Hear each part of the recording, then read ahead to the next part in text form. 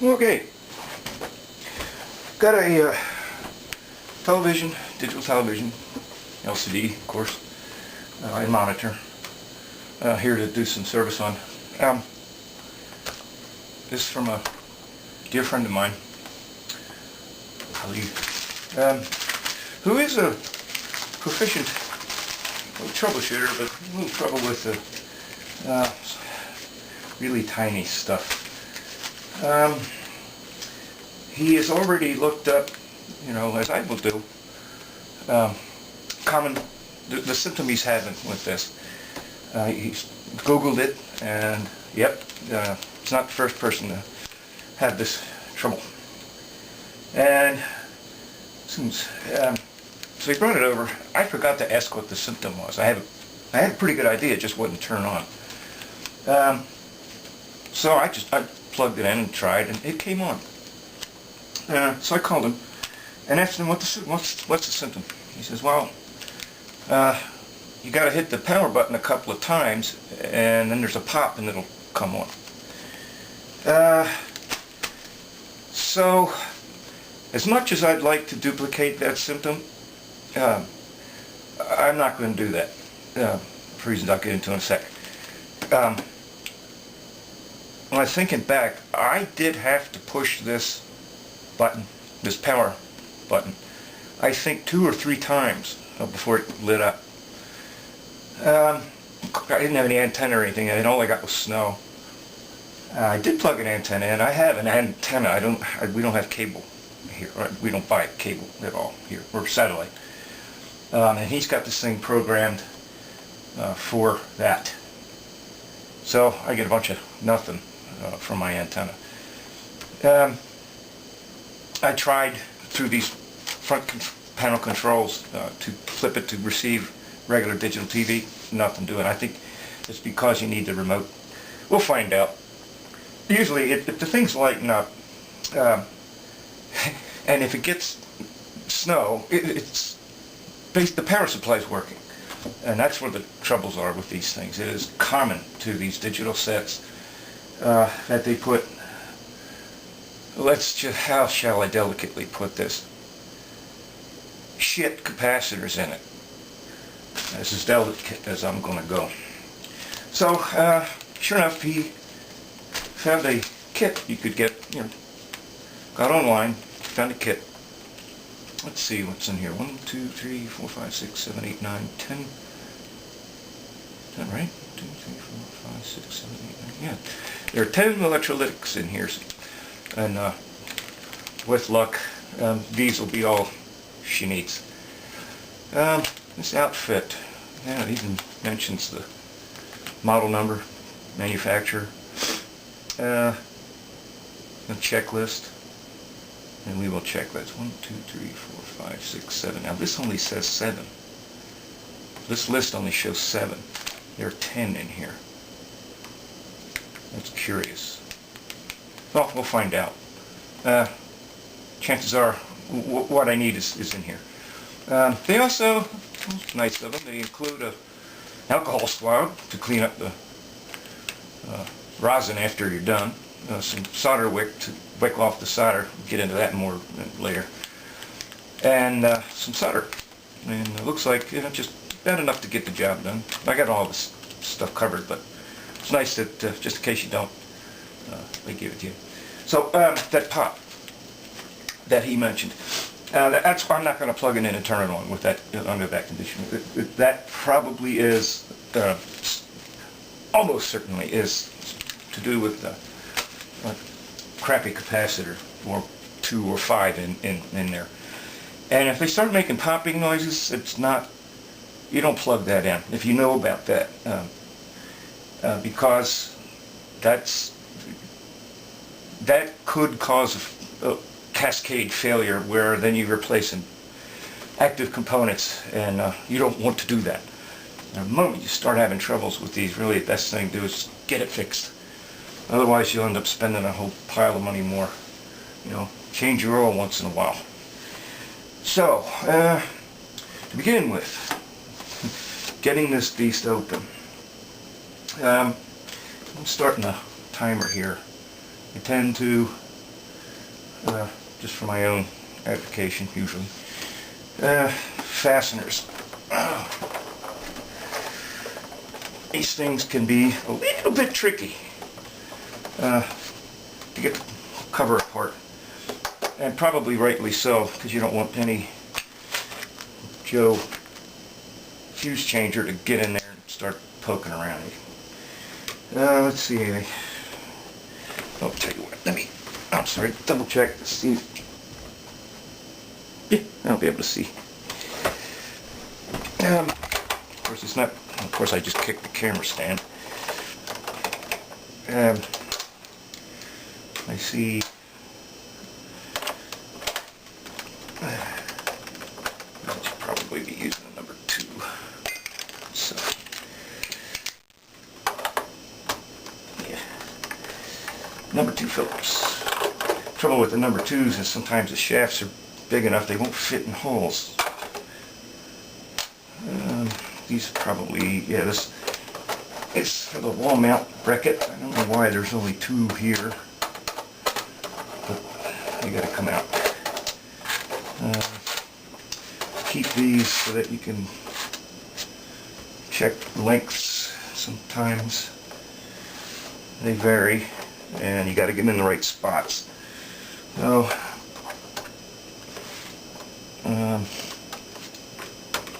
I don't see any other screw fasteners on this thing anywhere. Up here, nothing. And what they often do is they'll put a few in here and there, but then it's fastenerless, as they so call it, assembly. Just kind of snaps together. Before I do anything else, bag these screws. I don't want to get screwed. Cats and distractions. Okay, so is this free at all? It does not seem to be. Well, maybe a little bit there in the center.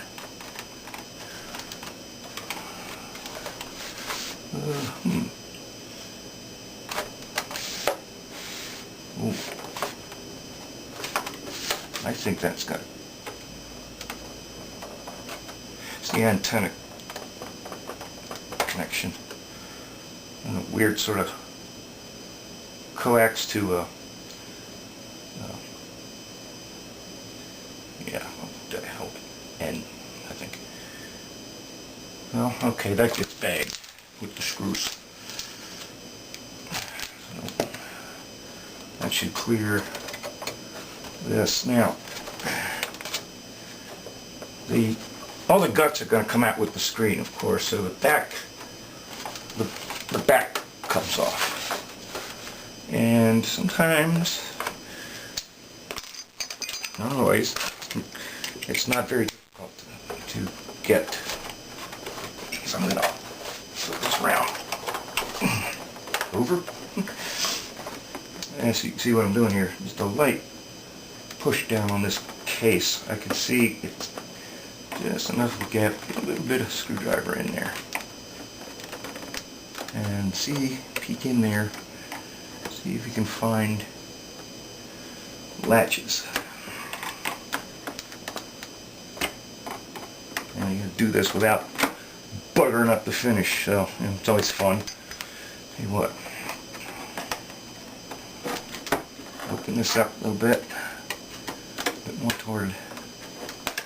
Oop, I think I just heard one of them open. Yep.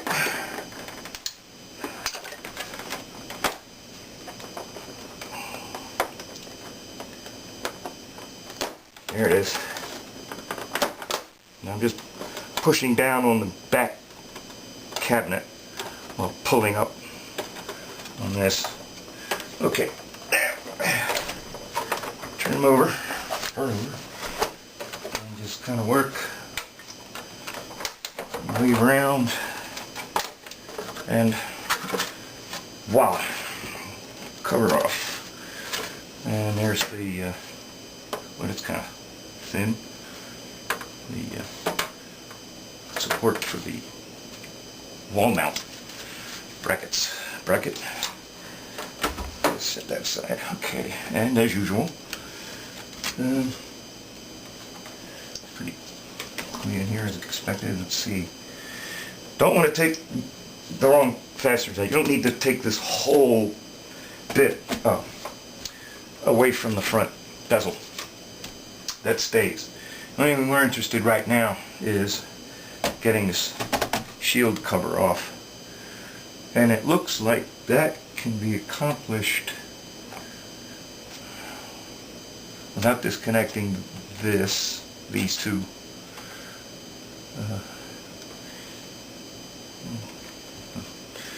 So let's do that. Capacitors up here. One here.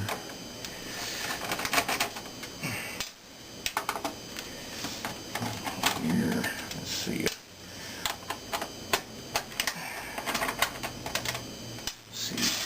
Yeah, these are all looking to be the same sheet metal screws, fasteners. One here.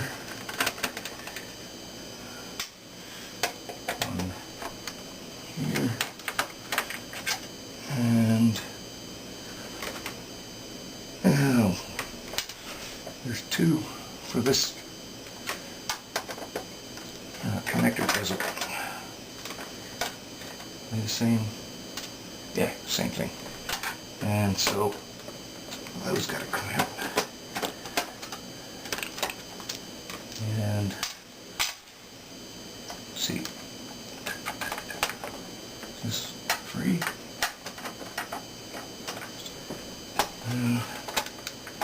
Oops, seems to be up here. Let me real quick.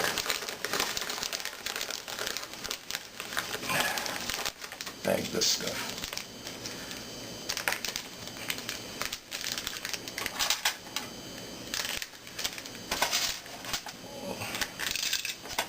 I know this is horribly boring, but what are you gonna do? Okay, so what?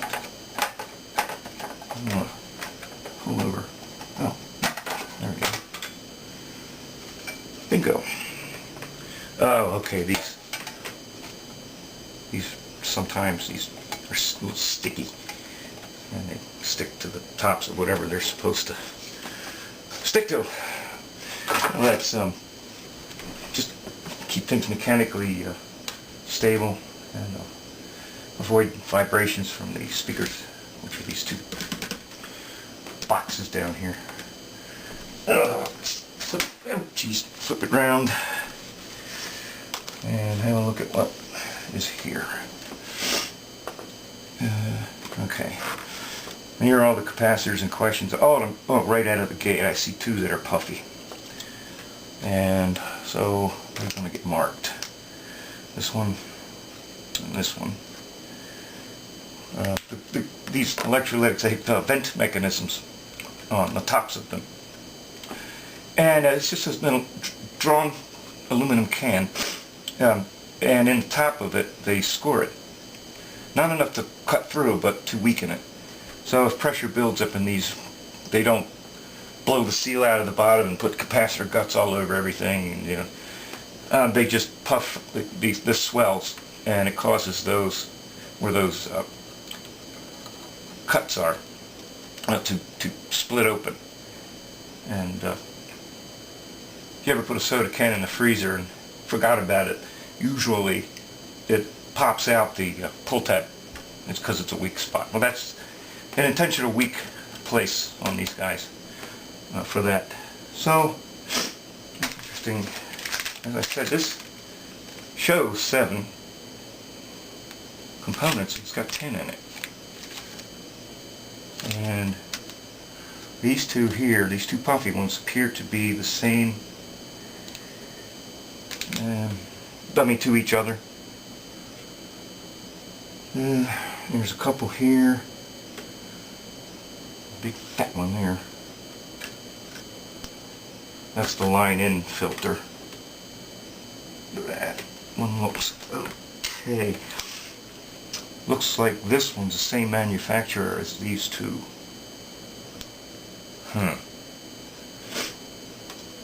Well, if that one goes, you'll know. It's right across the rectified line. So, in order to do this, of course, got to get the board out. This has removal connectors. Let's see, there's a line in, that's already, how's that going to come out? Oh, that's a little bit of a, no, I think that can, yeah, this can slide up. These are the two inverters, these two, for the fluorescent lamps in it, the backlights if you like. Important to put those in right where they came from. It shouldn't matter, but they're just lights, but you know, without knowing specifically for this model how they've got it wired, you gotta be careful. These can interchange. The connectors are the same, all four. Now they're keyed so you can't plug them in backwards, but you can plug them in the wrong sockets, and that may cause problems if you do that. So what do we got in here? Let's count. 1, 2, 3, 4, 5, 6, 7. Interesting. So this packet seems like it would probably cover these guys in close. 1, 2, 3, 4, 5, 6, 7, yeah. Plus maybe another. Is there any hidden down in here? No. Maybe one of these guys, because I see a tiny one. Oh, there are two tiny ones. One's a 47 microfarad, one's a 3.3. 3.3. Yeah, there's a 3.3 right there. And that's probably a 47. I bet it is. So basically this kit looks like it shotguns these two and all of these. And it does not include that one, which appears to be okay. Yeah, good Lord. Okay. Now, they put on here, you can see maybe this adhesive on here. And that is to keep, it's almost like maybe it is a type of silicone rubber, RTV rubber. And it's just in there to keep the parts from wobbling about, mostly. And there's some from shipping, but some of it, you know, from the speakers vibrating. So I'm just taking my wire cutters, my dikes, and I'm cutting away this goop between the capacitors, just so I can get them out of there. And plus you need to be able to see the writing on the caps, you know which ones go where. So, what big old blob of it down there.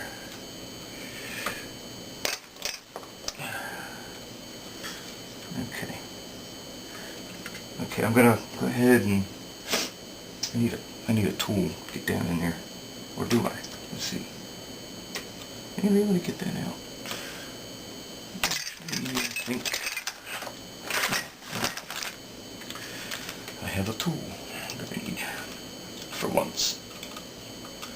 It's just an X-Acto knife. I'm just trimming away this goop. Get it out of there. Let's see what's under it. There we are. Okay, so I think I'll be able to pull those out. Separated from one another. And okay, so it's easier to degoop it like in here, you know, mess around with the board, it's all flopping around, so I'm doing it still mounted. This is going to be easier than some I've worked on. Chief reason being this is a single-sided board. Thank you. That they did it right there. Now here you can't get away with these multi-layer. This has to be multi-layer. There's just too many connections. I mean, look at there's probably 500 pins around this chip IC. Oh yeah. Oh look, there's another electrolytic hidden under here. What the hell was that? Okay, so that makes it 1, 2, 3. One.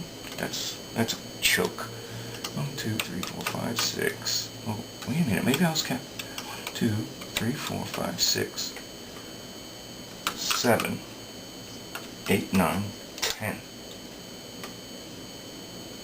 There's one down here. That doesn't even have a vent on it. All of these other ones do. For some reason that one doesn't. You know, like low voltage, low capacitance. I don't know. I doubt if that's a concern here. Under here is a resistor and a diode. Hey, I'm gonna have to go ahead and get rid of this blob so I can see and get at these.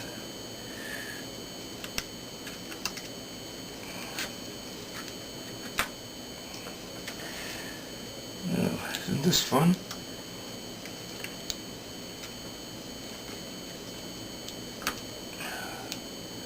I'm not really terribly interested in getting all of this out right now. I just want to get at so I can see what those capacitors are. And often I go ahead and pull them out if it's easy to do, and in this case it certainly is that. Single side board, you can actually successfully use solder wick and do it that way. I still do it differently than that anyway, but if you don't have solder puller or your own technique, you're not terribly familiar with doing it, the solder wick will do the job for you.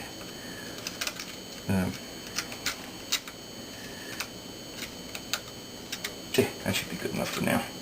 We'll clean all that rest of that goop out of there once. Clear some, take those caps, pull them. Alright, so let's get this board out of here. Let's get a bag ready. And just so we don't make any oopses, I'm going to mark these connectors.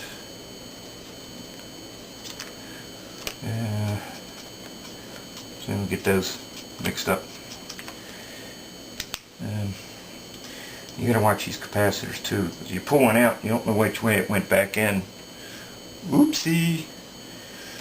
So on this board I actually do have markings, and the let's call it the dot is on the negative side of the capacitor, which is not too convention, by the by. On these typically they mark the positive side. On these they do it, the positive lead is longer. But they mark on the sleeve the negative side. That's not any noobs. Okay. Looking around. Alright, first thing, pull these connectors off. These have, almost always have, latches on them that you gotta squeeze and wiggle them out. It can be a little tricky. There we go. That's out. And you do have to be careful with these things. They break easy, and don't ever pull on the wire. If you do, I'll cut you. And here's big honking ground. Screw here, I even have a green. It's interesting. Provides a connection here from this board to this frame, this metal steel frame. And bag that. And there's one here, short one. One here, another, same size. Okay. And that one. Is there any? Are there any others? Nope. That's it. Okay. And this connector here pulls off of the control board, and so we have our power supply. And because there's pretty high voltages associated with those fluorescent lamps, they've put a plastic insulating material here. So we won't need to mess with that. All the stuff we're doing is over here. And there's a couple of surface mount resistors, capacitors sprinkled about down here. You do have to be careful of those. They're pretty small, and unless you have the tools, don't hit solder, or don't. But you got to have the right tools for that. I do, but we're not going to be needing those here. All right, so set this aside for the moment and move this. It's amazing how much weight these panels have, all that glass. And I'm just going to get this out of the way.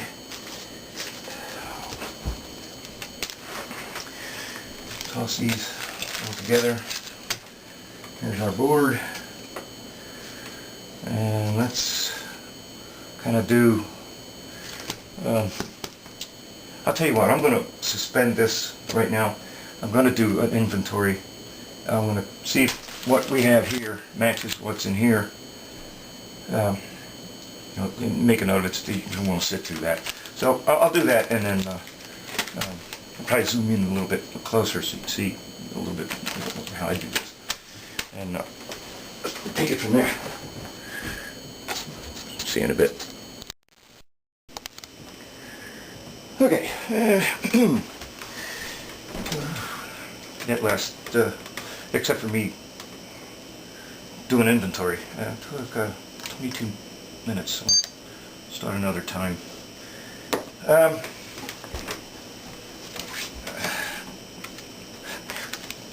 Me. When I was looking at this, I was just saying, okay, 1, 2, 3, 4, 5. So some of these are pairs, 2, 2, 2. So it does indicate 10. The values stated here do match what they sent. A little curious. There's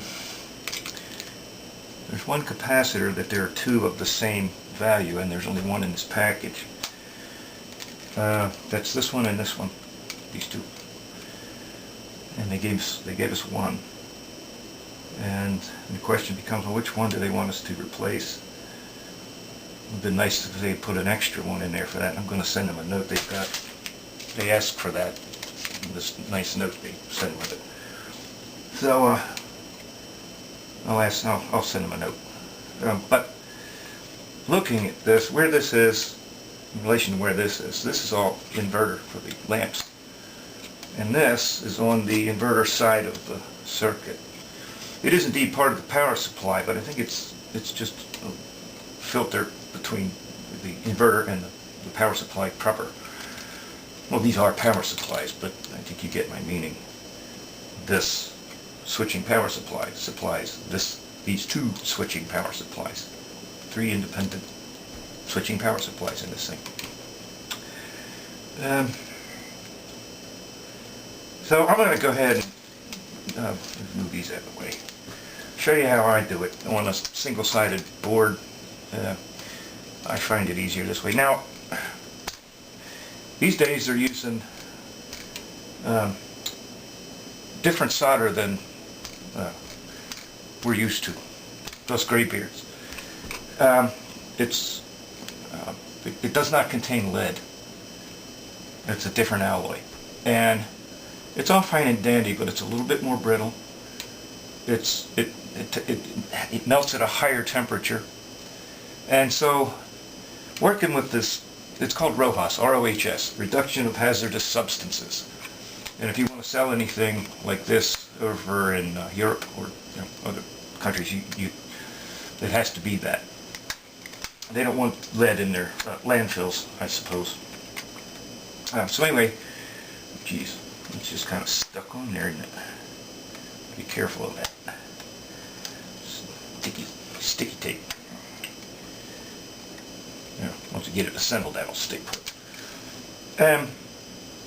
So the extra heat, getting these components desoldered with your typical soldering iron, unless it's extra hot, can be troublesome, difficult, especially with eyelets or boards, multi-layer boards with through holes, tracks on both sides. It's really difficult to get enough heat to melt the solder and suck it off or use this wick and stuff. So first order of business, we don't care about ROHS here. This is regular, I think it's 60-40, what is this? Yeah, 60-40 solder, rosin core activated. Leave that out right now. And so what I'm going to do is find one of the capacitors I'm going to pull. Let's go with this easy one right here, right at the edge. It's easy to find. There's his two. Double check. Minus side goes to the mark. Every one of these, negative side goes toward the mark on the board. It's easy to spot too, because you usually find out where the ground traces are.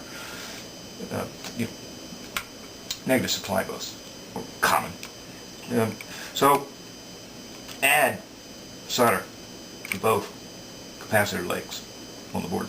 Just add it on there. There's a big old blob going. Well, the reason for that is you want plenty of heat transfer and you want a lower melt point.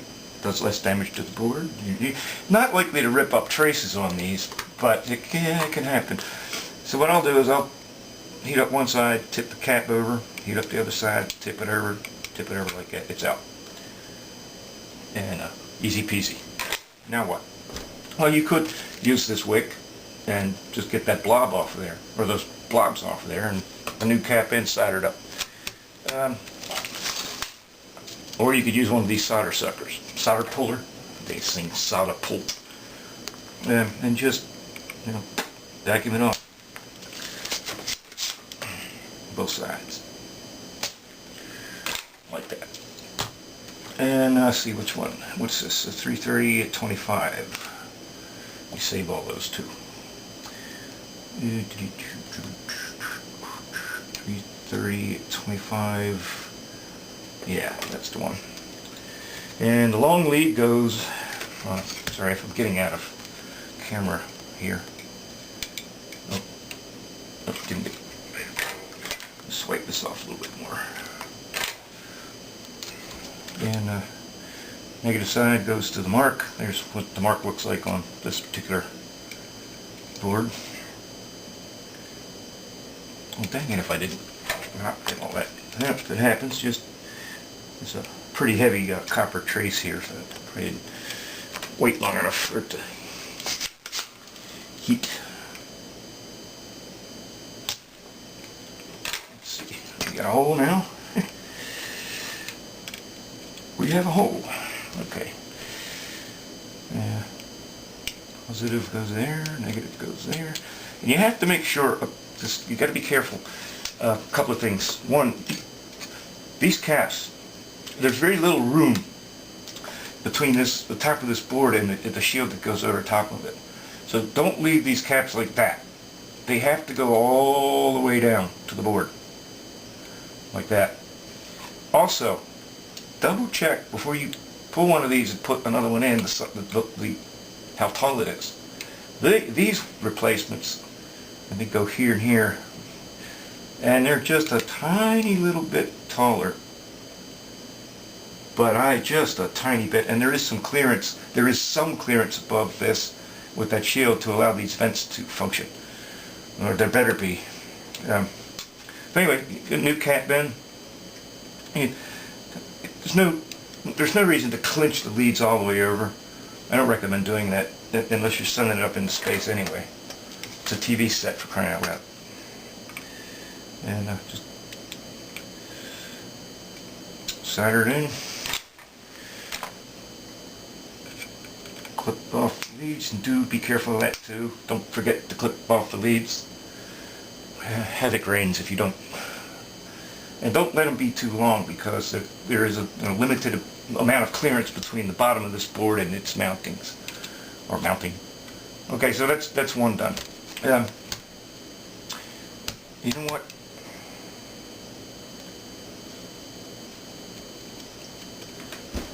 I'm going to cut this. There's something else I want to do. It's no secret. Just don't want to waste time here. Be back.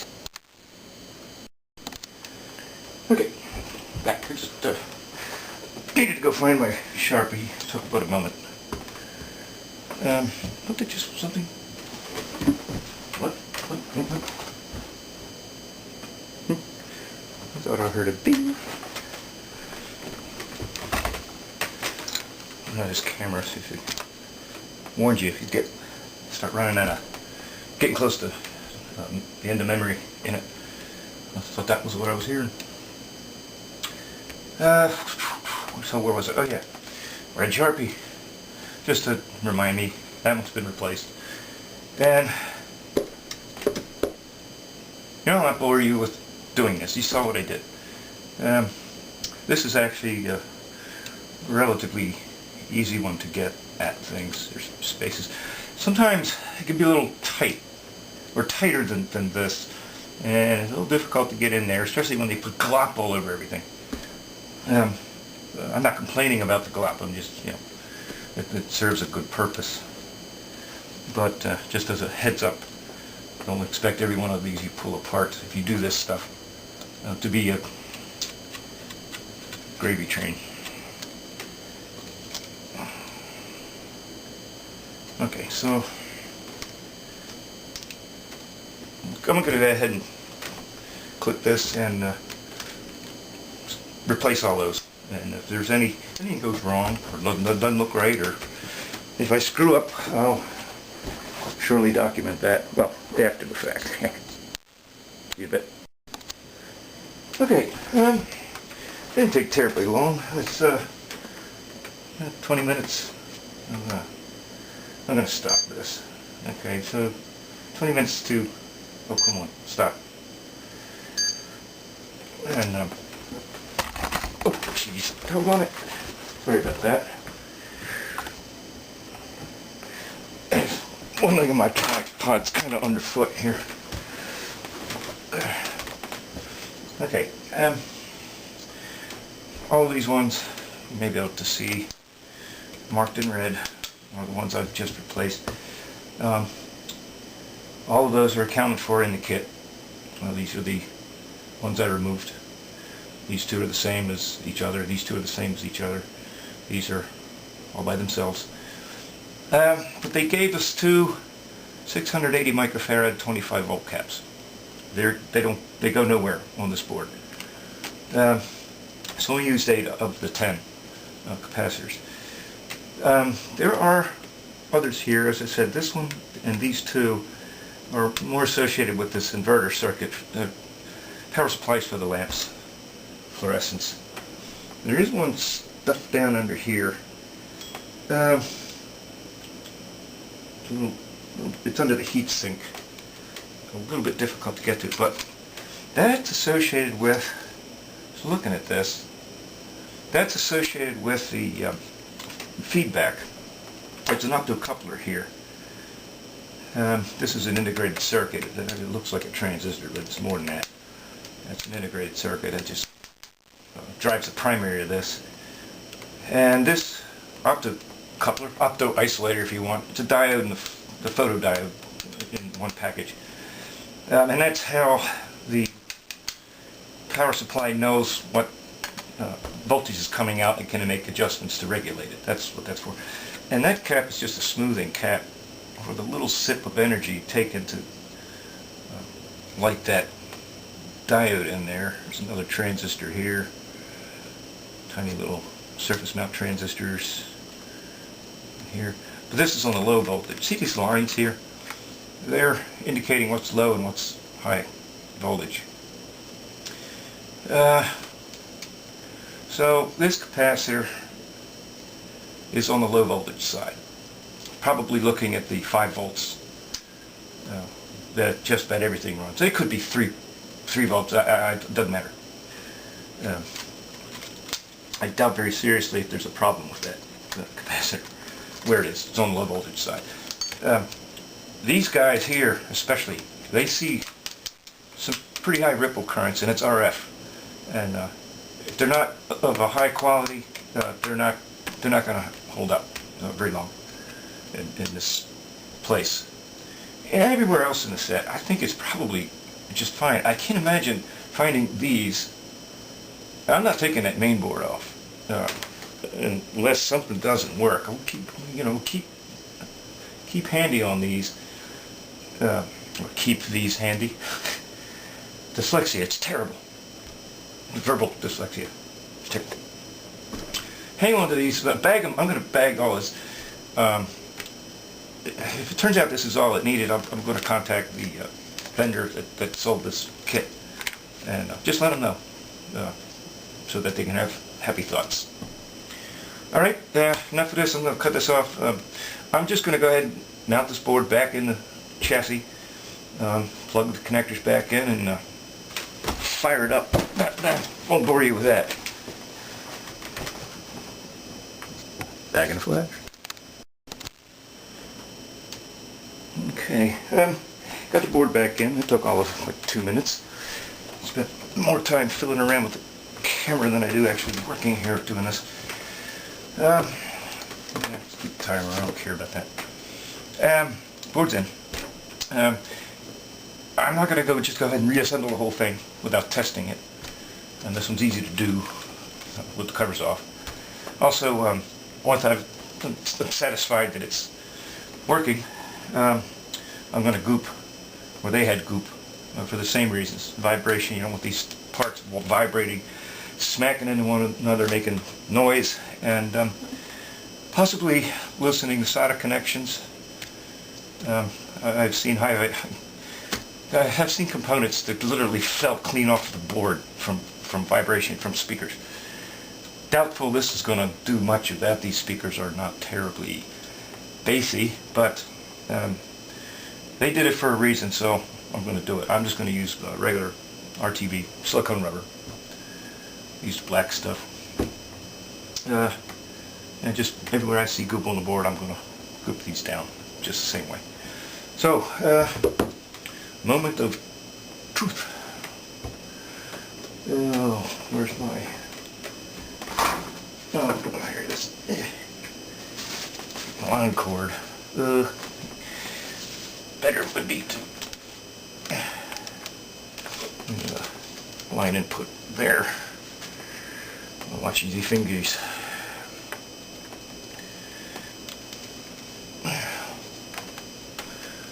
Okay. Fired in the wire. Power on. Oh, came right up. And in a moment, some snow should appear. Yep, it does. I'll turn this. I don't know if you'll be able to see, but the power supply's working. I'm going to probably, before I turn this over, plug it into a monitor, my computer rather, plug this into my computer as a monitor, if I can get it to switch to that mode. Not sure. Some of these, without the remote, you can't get into all of the settings. Or if there is a way from these limited amount of push buttons here, I'm not aware of it. I'd play with it some. What I'm going to do right now is I'm going to flip it over, and I'm going to let this run for a while, just as it is. And I'm flipping it over because if something does go wrong, it'll be on this side and go that way and not down into my table here. And just keep an eye on things. Nothing heats up, nothing smokes, no puffy capacitors happen.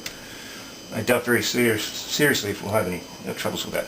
Been through enough monitors where that solved all the problems they were having. Usually they just won't turn on. Every once in a while you get one that blows the driving transistor, or IC, that drives the switching transformer for the mains power supply. Sometimes they give up the ghost. You get lightning hits and that kind of thing. Power surges can take these out. And you got to be careful. There's some pretty high voltages down in here. I'm doing the one-hand bit. But even some of these are high enough, if under right conditions, you just touch it with one finger, you could be floating in deep space, and you touch it, you get zapped. Okay, so I think, I don't know, I may just leave this alone. I'm going to let this run for some time, goop up the components while unplugged, of course, and then I probably will just show, snapping the case back on. For those who may be unfamiliar how that is accomplished. See it. Alright, it's been an hour or so. Actually, a little bit longer than that. And I see no troubles. There's nothing getting warm. Heat sinks do heat a little bit. As normal. That's why they're heat sinks. None of the capacitors are showing grief. Cycled the power a couple of times just moments ago, and yeah, so I went ahead and gooped up the capacitors, and so that shouldn't be a problem. And notice it's been marked. Good idea to do that inside the instrument somewhere. If some poor slob comes along later and say, wait a minute, this thing was just had to replace it. And also, if I ever see the inside of this again, I'll know I've already been in it. And when. So, it seems to be working good. I'm going to do a functional test, of course, if I can. As I said, I do not have cable here. It's got it set up right now to receive cable, cable casts, and I may not be able to test that. I may not be able to plug another signal source into it. What he was telling me is that after it popped a couple of times, once the thing lit up, it would work fine. That don't surprise me. Okay, so let's get this cabinet back of the cabinet back on. Back. Yeah, they have these widgets that there are little hooks along here. And if you peel it off from where the fasteners are, they come off fairly easy. If you try to scrape it off from the top, they won't. These little barbs, if you like, or hooks down here are shaped to allow for that. Kind of nice how they did that. I like Samsung stuff. That's what I've seen. It's fairly well made, rugged. Now that they chose crappy capacitors to put in there, well, maybe they didn't know. Maybe they got a bargain on them. But pretty much, just kind of set it straight flat down, and it's snapped right to. And then put the last of the fasteners back in, and this, I said N, it's F. This weird slip-off coax to a F connector, 75 ohm antenna. Put these back. I don't know if he's hanging this from the bottom. I don't know why there are only two fasteners for the mounting.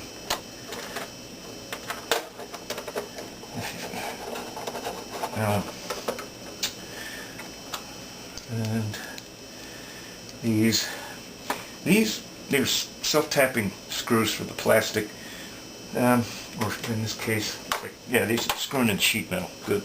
So they're self-threading, self-tapping sheet metal screws. I don't need to worry about stripping. Just no need to over-tight them. Just get them snug. If you over-tighten those, it'll just eventually crack the plastic up here. Instruments, appliances with the plastic bosses that the screws go in. What I'll do is I'll put the screw in and go it backwards until it goes snick, and means you've got the threads lined up. That way when you tighten it, if you're in the original threads, you're not tapping new threads in the boss. It stresses them out. The boss is the part that sticks up that the screw actually threads into. And if they're plastic and you just drive the screw in there, there's a good chance you'll break it. If not, strip it. Not good. These being threaded into sheet metal, steel, not so much of an issue. They tend to find their home anyway. Okay, so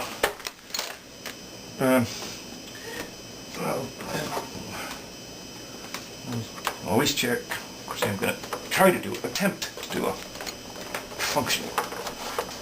Has something to actually get display other than snow. Power up. On it goes. Let me turn the lights off here. There's a lot of sunshine. I don't know if you'll be able to see. Probably not. Let's see. You hit the channel switch. It changes cable 4, cable 3, cable 4, cable 5. There's a menu button. Source list.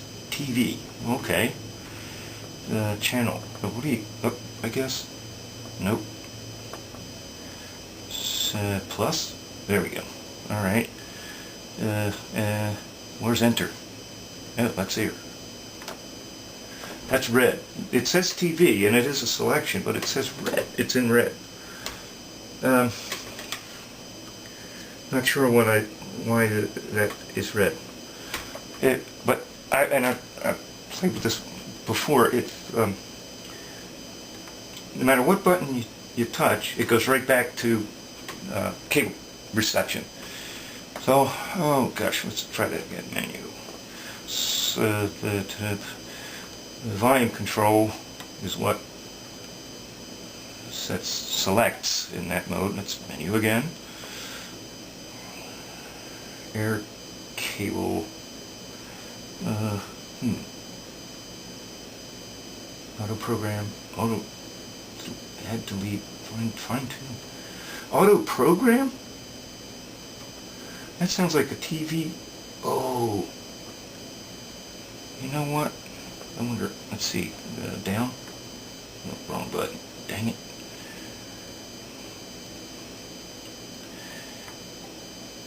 That just cycles through the menus. How the heck do you... Yeah, there we go. Okay, and let's where's the enter? And let's go there and enter. Air cable air. Okay, enter. Air.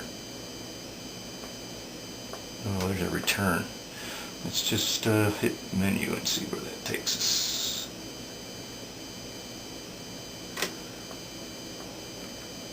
Okay, we'll turn it off, turn her back on, see if we get the,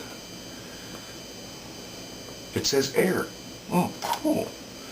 So it looks like you can switch modes. I hadn't played with it long enough the first time. Okay, then that's what we'll do. I'm going to put an antenna on this gal and see if she plays.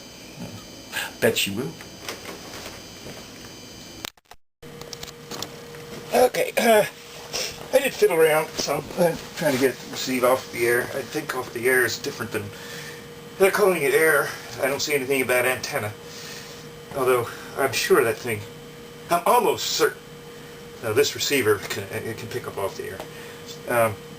What you're looking at right now is I plugged it into my computer, and it auto-detects the presence of that signal. So when you hit the, what is it they call it, input or whatever, source I think they call it, if this is present, it will allow you to input signal from your computer, of course. So that's what's on my, well, was on my monitor over here. And it play a little bit of this.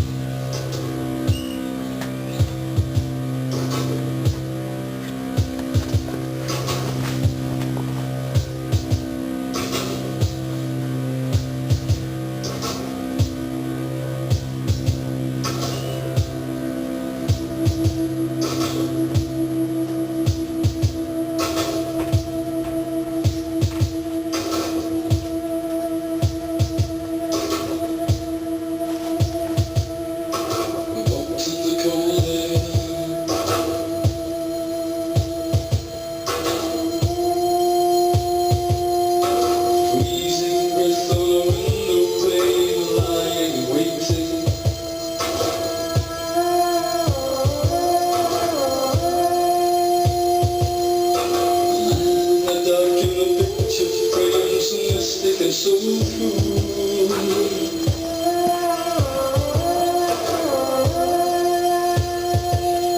A voice reaching out and a piercing cry, it stays with you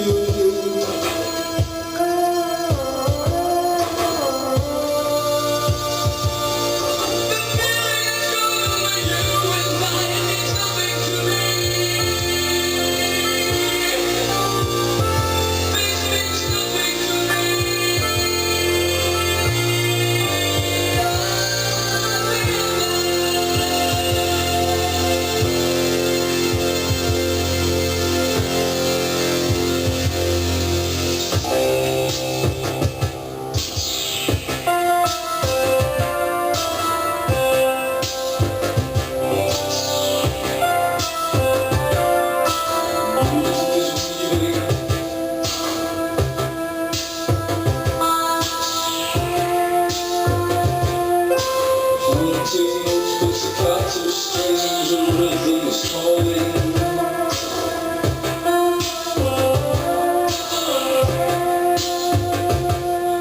Alone in the night as the daylight brings a thrill of the silence.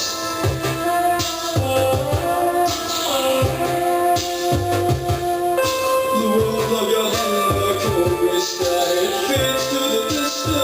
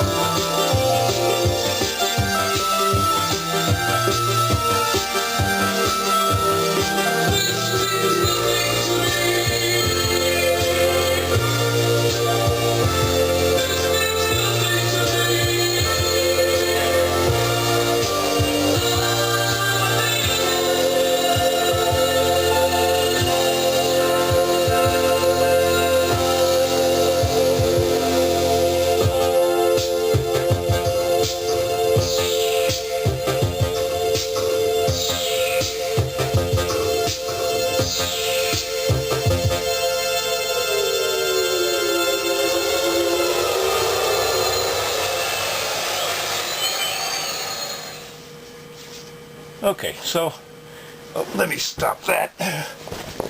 She works. Oh, there you go. Sorry about that. Yeah, it's working. The tuner seems to be working too. I mean, I was getting signal snow and stuff. I'm just not on the right band or something. Or I just don't know how to program it for that. And I'm not going to spend very much more time on that. He could probably get right in there, bang, bang, bang, good to go. I believe he's a dish, one of the satellites, or maybe cable. Might have mentioned it, I just don't remember. Probably cable, because that's what it was set to. But anyway, Rob, Yeah, we knew this was going to work again. And so she does. And let's see, was there anything else I forgot to mention? Well,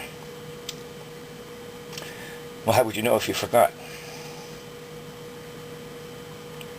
Well, I got nothing right now. It's working, as far as I'm concerned. So I'm going to go ahead and start assembling this into a useful video to upload. And if anything occurs to me to mention that I've forgotten, while I'm doing that, and reviewing those videos, if any corrections, so forth, I'll tack on another short clip at the end of this. If not, see ya.